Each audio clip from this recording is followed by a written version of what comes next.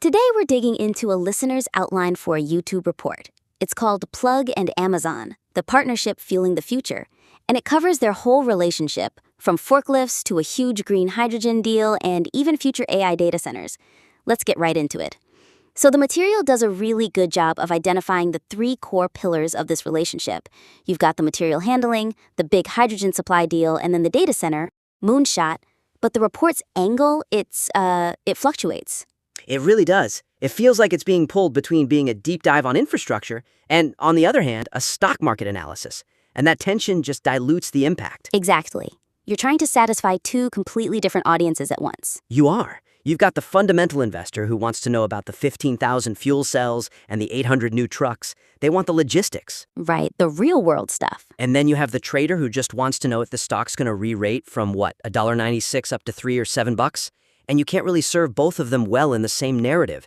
It creates a strain. That strain is most obvious when you hit the financial mechanics section. So I think the suggestion here is pretty clear. You have to pick a lane. Pick a lane. Are you telling the energy backbone for global logistics story or the immediate investment catalyst story?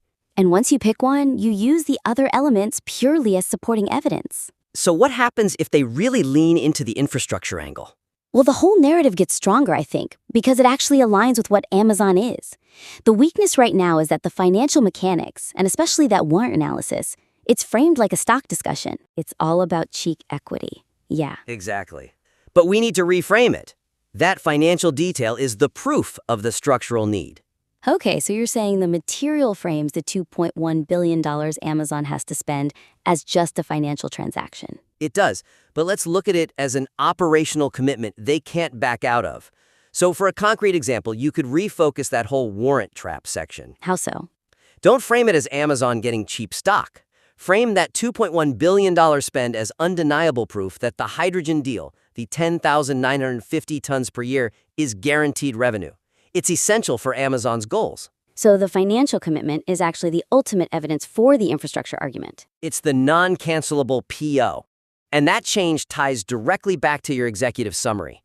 If you lead with the energy backbone angle, you emphasize the shift from just selling forklifts to building this massive essential infrastructure. And you push the stock price, the $1.96, towards the conclusion. You let the operational story earn the valuation change. Yes. The audience has to feel that the stock price must go up because the underlying business is now locked into a global giant with a huge financial commitment. Lead with the structure, and the re-rating feels like an inevitable consequence. It's just a much stronger report that way. Okay, that makes perfect sense. And focusing on that guaranteed revenue brings us right to the second big issue here, which is credibility. Right. Once you've built this solid foundation of facts, how do you pivot to the moonshot, the speculative stuff, without your audience just thinking it's all hype? And the current draft's pivot is very abrupt. It jumps from the confirmed game changer, that massive supply deal starting January 1st, 2025. It's straight into the moonshot section on data centers and AI. And it's all based on an unnamed developer's LOI, a letter of intent. It is. And that jump just risks undermining all the serious, tangible work you just did detailing the confirmed deals. The weakness is that the reader goes from a state of total confidence in these facts and logistics to, skepticism about a confidential letter. You're trading analytical certainty for, a little bit of excitement? So what you need is a distinct narrative break. The suggestion is to create a real structural separator in the report. Clearly define what is current and confirmed from what is projected and, high potential. You have to acknowledge the speculation head on. Acknowledging it actually builds your credibility. So how do you build that bridge? We know this sector is, let's say, prone to a little bit of premature hype. We do. The speculation has to feel like it's grounded in real market dynamics, not just wishful thinking. So I think you introduce a segment that's purely about the why. Why is this speculation even plausible? After you detail the 800 long-haul trucks, which is sort of the peak of the confirmed logistics deal. You need a deliberate transition. A very deliberate one. And I think the strongest way to do that is to leverage Amazon's own stated goals. Okay, like a transitional sentence. Something like, if the hydrogen supply deal secures Plug's role in Amazon's logistics, then the data center connection explores the mandatory next step Amazon has to take. To meet its net zero carbon goal by 2040. Yes. That framing is so much more sophisticated. It's not just a rumor anymore. It's an existential requirement for Amazon's own climate pledge. Exactly. But even in that section, you have to be so careful with how you talk about the TAM, the total addressable market.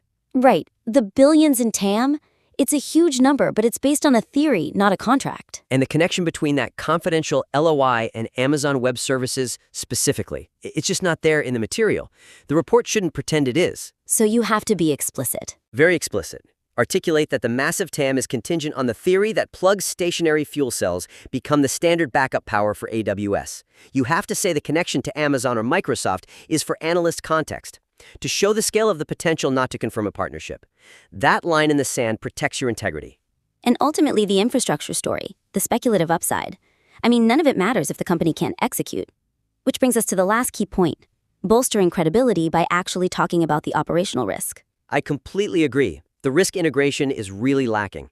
And frankly, that's where the market is pricing the stock right now. The draft just briefly says in the summary that Plug burns cash. It's almost an afterthought, like, oh, by the way, flawless execution is required. For a deal this size, that is not enough. Not nearly enough. The audience knows this stock is near 5-year lows for a reason. Cash burn and dilution risk, that should be front and center. The logistics of supplying 10,950 tons of liquid green hydrogen a year, that's a massive, massive hurdle. And by minimizing that, the bull case just feels hopeful. It doesn't feel earned. So the suggestion is to do the opposite. Proactively frame the 2025 supply deal as a high-stakes operational test. You have to integrate the risk to make the bull case feel validated.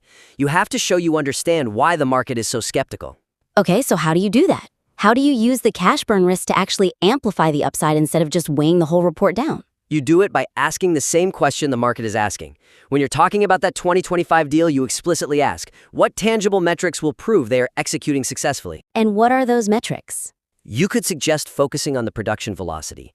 Can they ramp up to hit that 10,950 tons per year number without excessive shareholder dilution? You have to address the core financial reason the stock is being held down. That makes the challenge measurable, and it connects the operational risk directly to the financial risk. And then, crucially, their success there is what validates the path to the data center opportunity. Absolutely. You use the execution challenge to amplify the significance of the potential AWS deal. If, and it's a big if they can nail the hyperscale logistics for Amazon's trucks and forklifts, if they prove they're reliable at that scale, it dramatically increases their credibility to handle 24/7 backup power for AI infrastructure. Where reliability is everything. It's the only metric that matters. Success in the confirmed deal is the only thing the market will accept as validation for that data center moonshot. That was a really comprehensive look at this Plug and Amazon outline. I think we've identified 3 big opportunities here to really refine the analysis and maximize its impact. I think so too. First, streamline that core focus. You have to decide if it's an energy backbone story or an investment catalyst story, and then use those great financial details like the $2.1 billion warrant to support that one single angle. Second, you need to build a clear structural wall between the confirmed facts, that huge 2025 hydrogen deal, and the high-impact speculation around AWS data centers.